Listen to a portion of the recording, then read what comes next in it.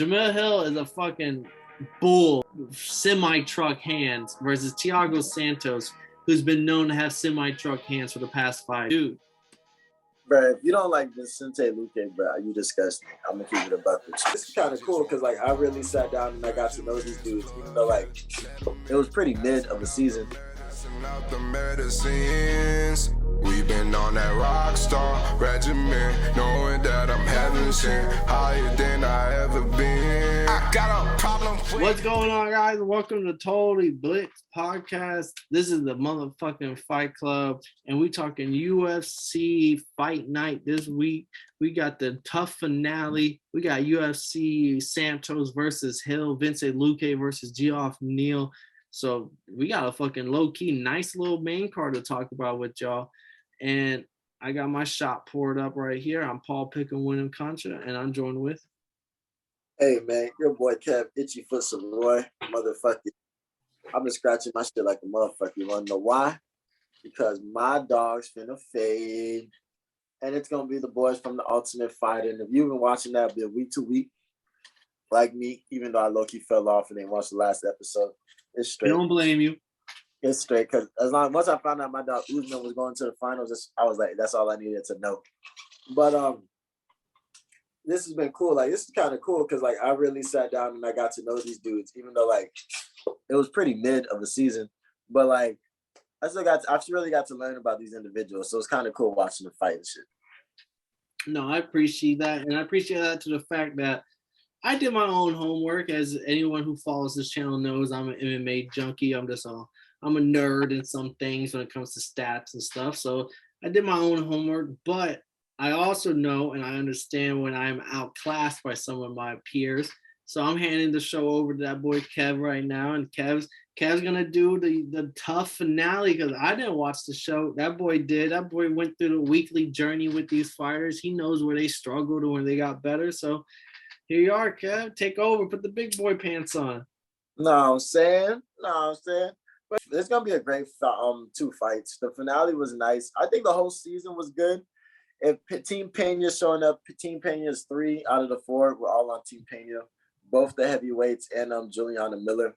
Who is the one Nunes fighter? Brogan Walker. Okay. I'm not gonna lie, Nunes, if Eduardo and Usman was close, that was a very close fight because Usman fought 2 really close fights. He beat 2 of Nunes fighters. Zach Bwaga had to actually beat one of them. Who was the Usman fight? Because I know the one Usman fight that I know of is when Homeboy was talking shit to Usman and then Usman dropped him. But then Homeboy still did his own damage, but he was just talking so much shit throughout the fight that they feel like the judges weighed towards Usman. Nah, so definitely that was a close fight. That was against Mitchell Stipe. And I guess he was talking all that shit because they were supposed to fight in the past. But Usman pulled out and ended up fighting 3 or 4 weeks later. Okay. And you know, that's a big deal at the regional circuit because you kind of got to pay a lot of that out of pocket. Yeah.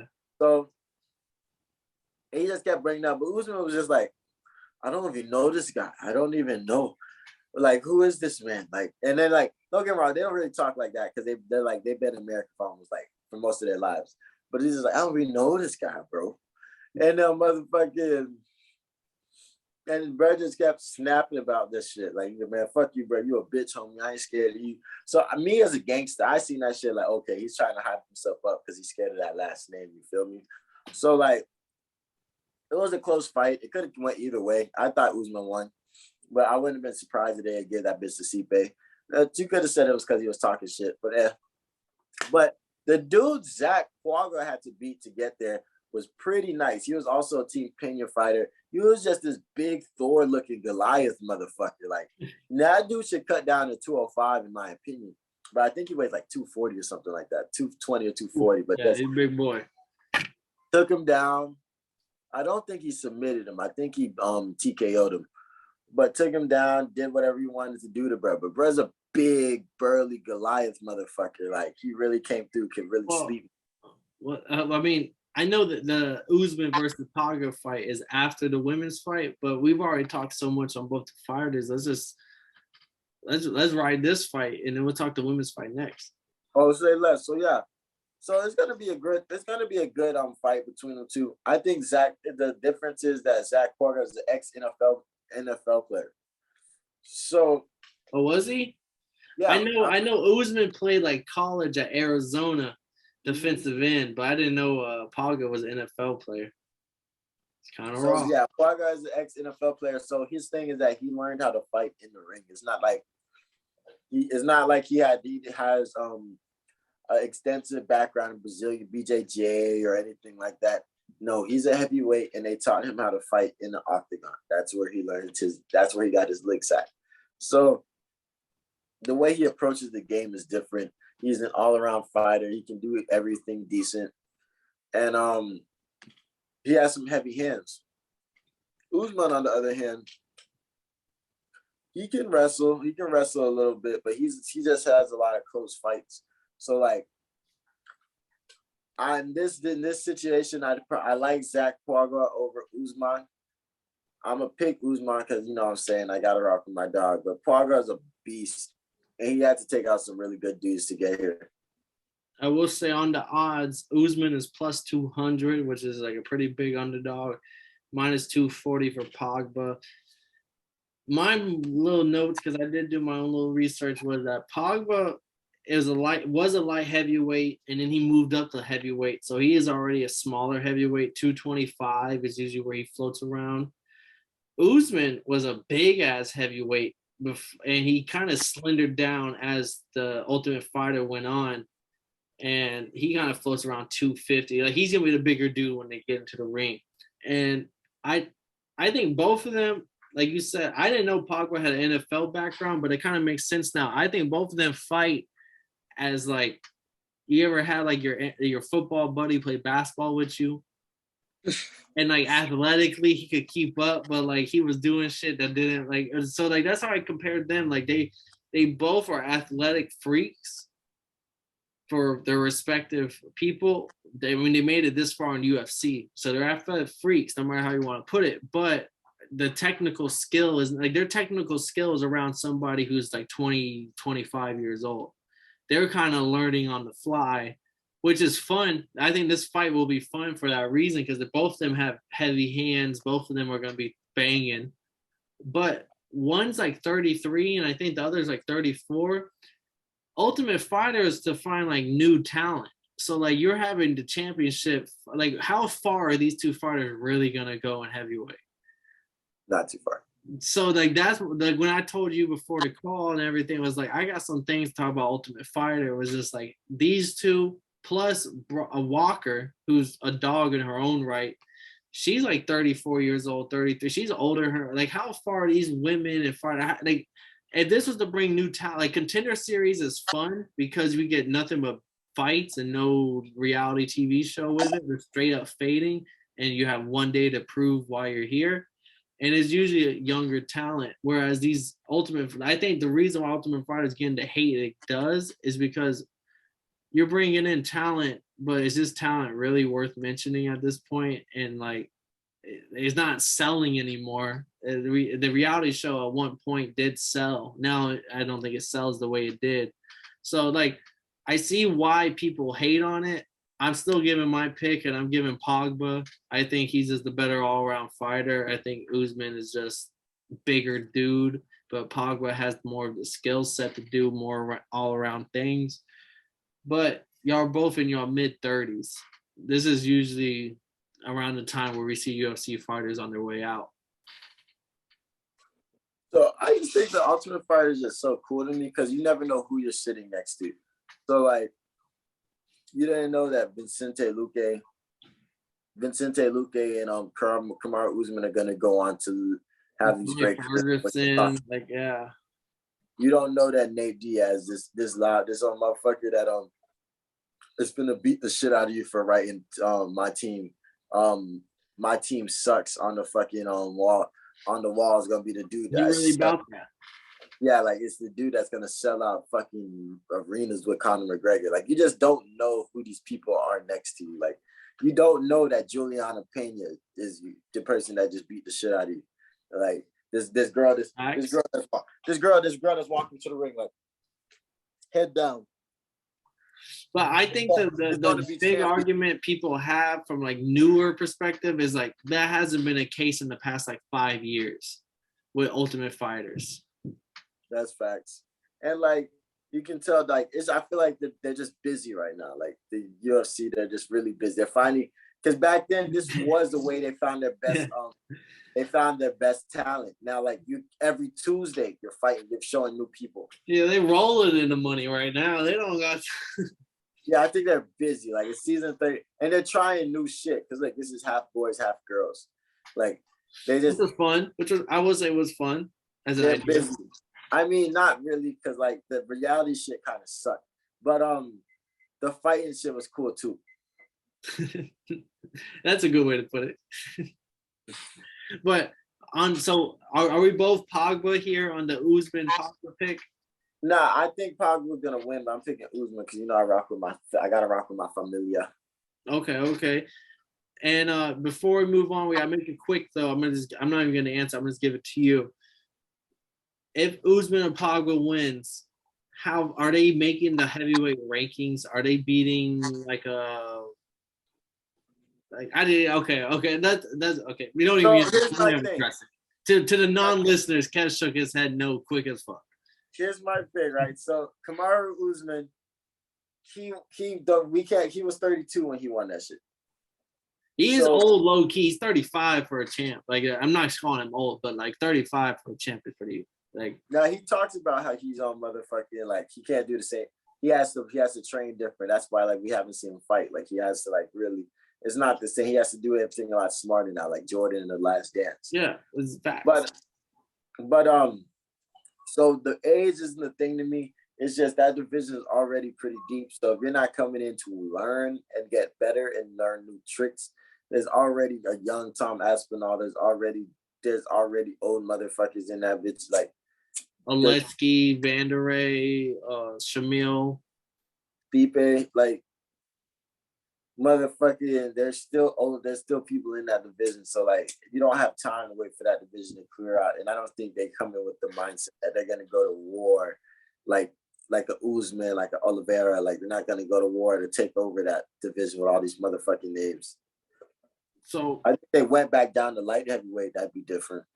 He's a big boy though. He had to came down to make heavyweight because he was already pushing 300. But I will say, because I didn't say I want to make it anything, but I will say one thing before we move to the women's fight here, because Marcus is getting ready to call in for our co-main event. Usman, previous champions bloodline, get into the UFC no problem. So if the UFC is looking at this Usman and he has to fight his way through the Ultimate Fighter, I think that might say something. And I'm honestly, this is something coming from a different podcast that I heard before, and I never heard anyone say this. And I was like, that makes sense because every other former champion, if you're related to them, you get into UFC like that.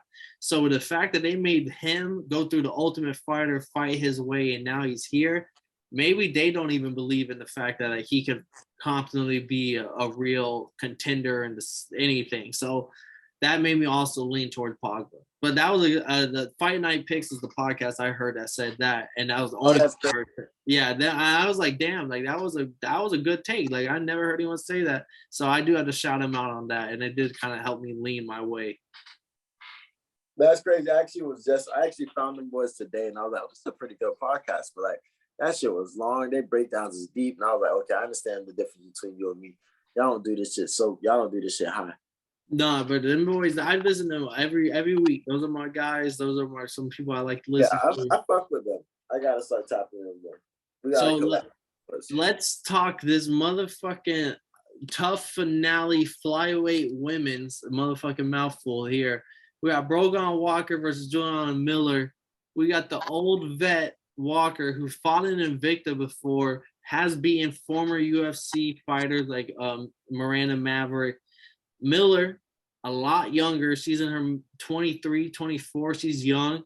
She's big. She's 5'7", 5'8". Like Walker's 5'4", and 5'3", 5'4" is what the division's normal size is. Miller's like 5'7", 5'8". She's a big woman. She's tall as hell. She's got the weight to back her up. She's got nice BJJ. But on Ultimate Fighter, what did you see out of these women?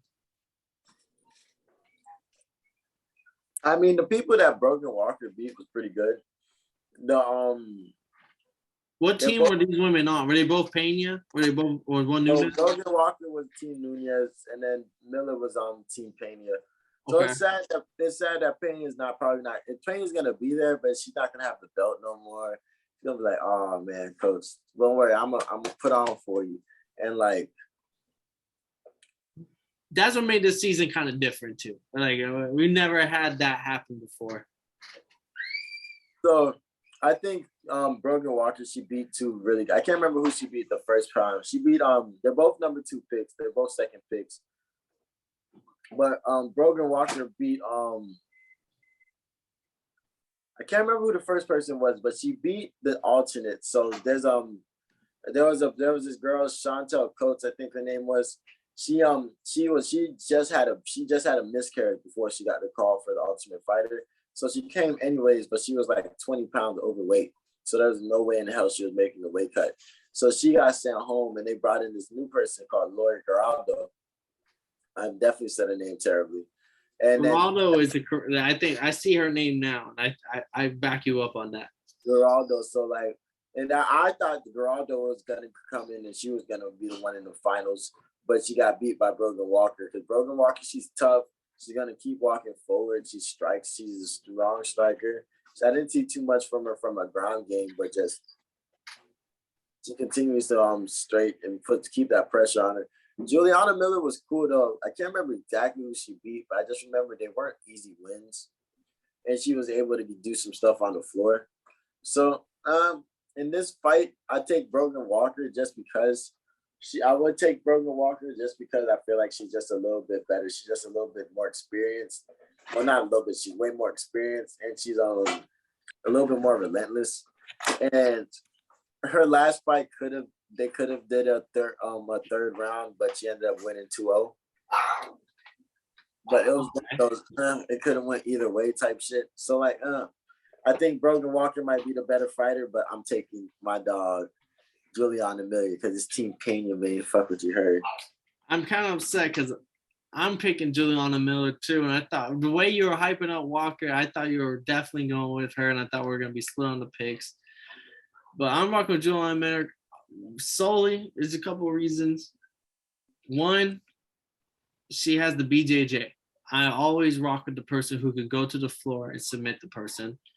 2, she's a lot younger fighter at this point in her career. Like, I know that don't help her because she might have the inexperience, but like I want to see young fighters coming out of TUF because then you have an opportunity to really grow and do stuff. So like, I want to see her win this TUF finale. I want to see her go on and do stuff in the division. She has the BJJ. She doesn't have the striking to back it up really. But Kobe Covington doesn't either. But you can learn that. You can build. If you're great on the ground, you can build upon that. Striking doesn't take as much as a tried and true lesson as BJJ does. So like, it can be trained. Walker, Bryce Mitchell, man. Facts. Like Bryce Mitchell rocked Edson Barbosa. Why? Because he was scared of the takedown.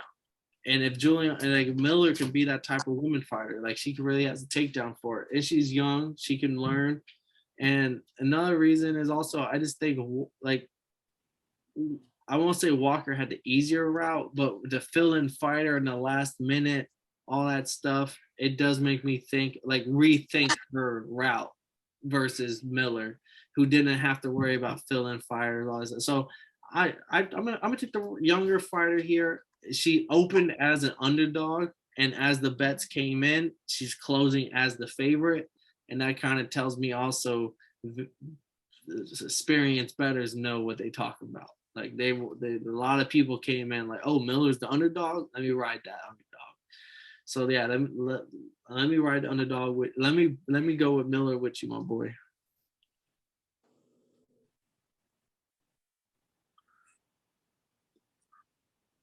I can't remember exactly right, but one story about some funny shit about this that almost didn't make me pick Miller was that she was coming downstairs one day, and the girl, and somebody from the opposite team was like, can I have a hug? And she was like, and she just walked off on her stupid ass, right?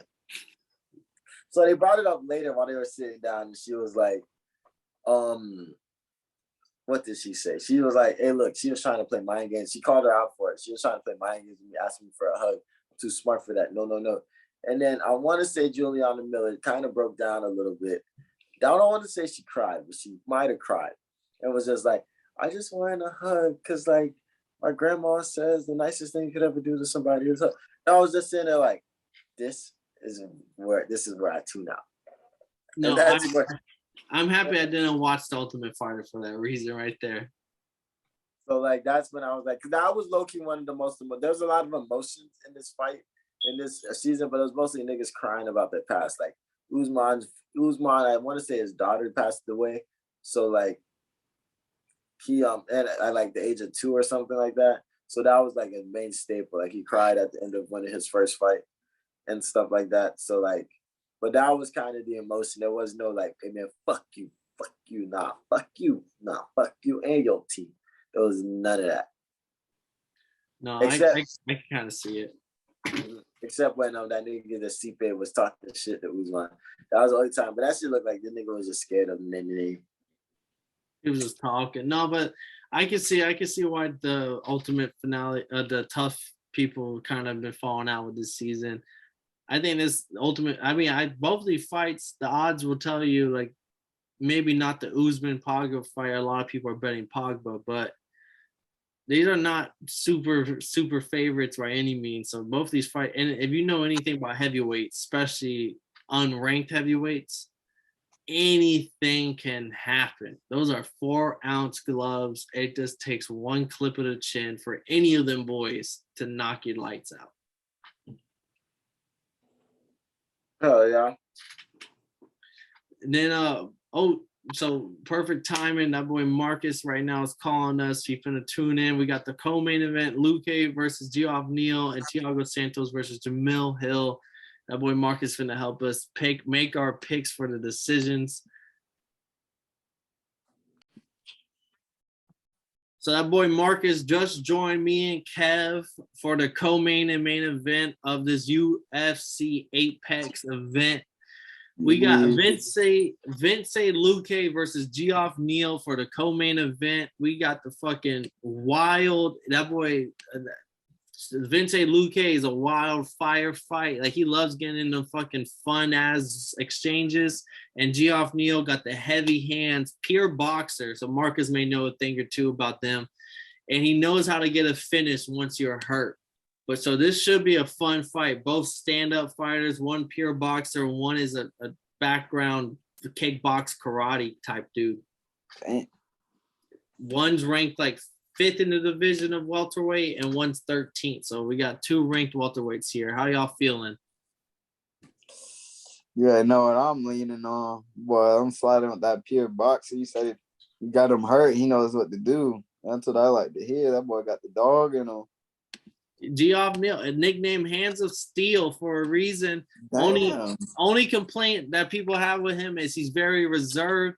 But in boxing senses, you would understand, Mark, like, you don't need to throw 100 shots around to do damage. If you can pick your shots right, you could do your damage. And that's what he does. Look at Canelo. That boy is a precision puncher. Boy, he's not throwing a million punches, but when he throws, you know, they there. How you feeling? Because we covered Vincente Luque before. The boy was an uncrowned king of welterweight before Belal Muhammad ran through him, wrestled him all 5 rounds and just destroyed him. But still legitimate dude. Bro, if you don't like Vincente Luque, bro, you disgusting. I'm gonna keep it a buck with you. I'm not a fan of you if you're not a fan of Vincente Luque. I've been fucking with. He was on season 21 of the Ultimate Fighter with TUF with the Black Zillions and Kamaru Usman and them. Like, Luque is a phenomenal fighter. He's a great showman. He just comes in ready to fade and firefight. You shouldn't do that with Belal Muhammad. That's not somebody you should do that with. But bro is nice with it. I fuck with bro the long way. So I just want to see what's up? But because Vincente Luque is gonna go in that bitch ready to fight. He can get on the ground. He can definitely like mix it up a little bit. But motherfucking, and Belal Muhammad is not a bad loss. But this Gary Neal dude is supposed to be a new young dude. Is he new and young? No, he's kind of older, but he's always been in like the 10 to 15 range. Like he's kind of moved up a little bit, but then he got knocked down a little bit along the way and moved back, you know. But he's always been a ranked solid dude. Yeah, I fuck with Vincente too happy to go against him. But I would love to see what this Gary Neal dude about. Because we haven't covered him yet, have we? No, Geoff Neal. But you know, we haven't covered him yet. But I like how you brought up Luque. He does have good ground game, only offensive though, because Belal Muhammad wrestled him for 5 rounds, destroyed him. We noticed he can't do stuff off his back, but offensively, he's gotten like 6 or 7 submissions in UFC. That boy has gone on a 4-win streak, got a loss. This is all UFC.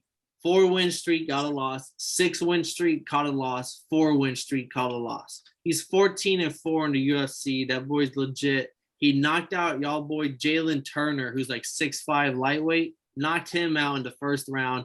Knocked out our guy Brian Barberena, who we know's got a chin. Knocked him out. He submitted Tyron Woodley in the first round. Submitted Michael Chiesa, who's a phenomenal wrestler, in like the second or third round. So like this loss to Belal Muhammad, I don't knock it against him. Belal Muhammad can out wrestle 95% of the division. So give me Vincente Luque here. Me and Kev, I think, are on the right side on this pick. Vincente Luque is that dude, man. He low-key was supposed to fight in the finale that Kamaru Usman won. Because it was supposed to be a rematch between him and Haider Hassan. But the rest in peace, the bald dude, I always forget his name, the Black Zillion coach, he's kind of snaked everybody. Ali Abzura. Nah, the white dude. Oh, never mind. He was the Black Zillion. I can't remember his name. Kobe Covington tried his ass. But rest in peace, bro. But he snaked everybody because everybody voted Vincente. He said Kamaru anyways. And you know, Kamaru ended up becoming pound for pound best fighter in the world. So he saw something that the other niggas didn't. But and before we move on to the main event, I will say Vincente Luque knocked out Belal Muhammad in the first round earlier on in their careers on the UFC. So like it's not like Belal Muhammad dominated him and is 1-0. It's like no, he just tied it up 1-1. It just happened recently. But let's lead into this main event. We have Thiago Santos, the hammer of light heavyweight, 22-10, fucking probably going into the Hall of Fame, versus Jamahal Hill, 10-1.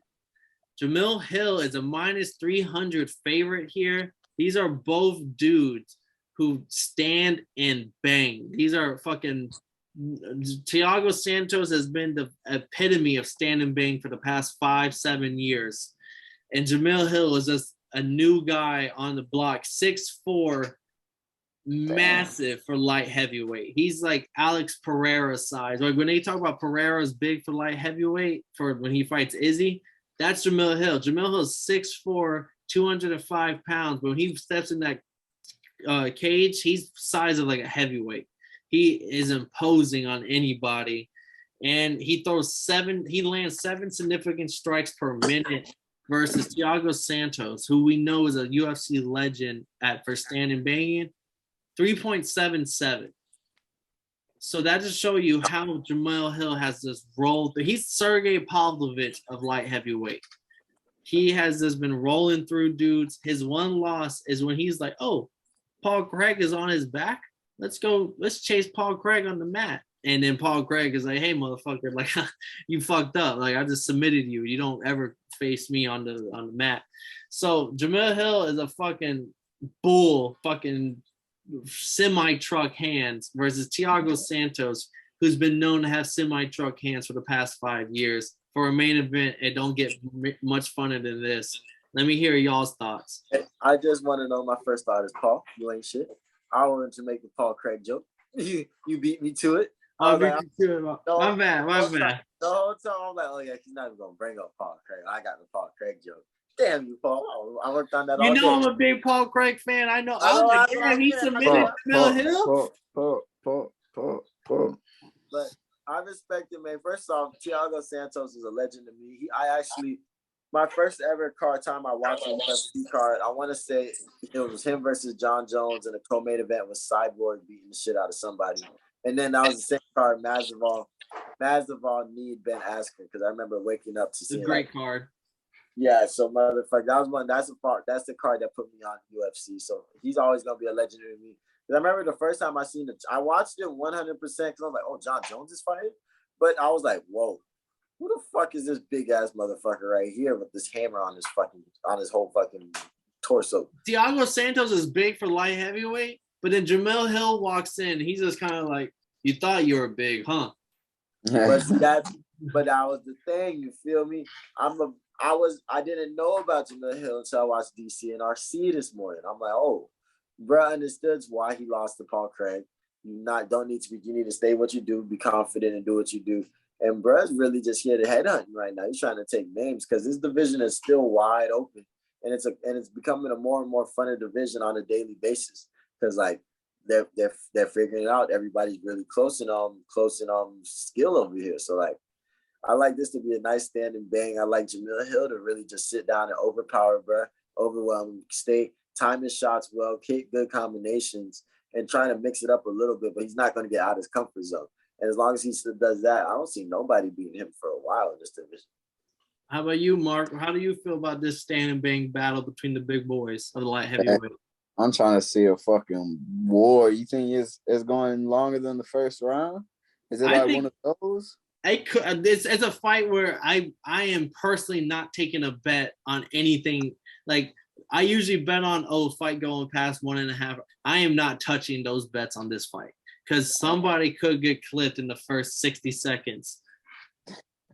Well, shit. Well, I mean, I want to see some shit like that for real, man. I want to see a little first round KO, but I'm leaning on the big boy. So is it more like the young up and comer guy facing the vet? Is it like that type? It's 100% that type, but I would say Thiago Santos has been the standard of light heavyweight. Like he is tried and tested. He's beaten top guys. He's faced prospects to beat him. He's been around forever.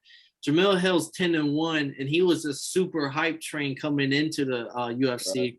Paul Craig kind of knocked him off that hype train, but if he never had that loss to Paul Craig, he would be on this moment of like 10-0. Holy shit, Jamahal Hill versus Thiago Santos. But like that one loss kind of slowed him down a little bit, and I think this is his comeback.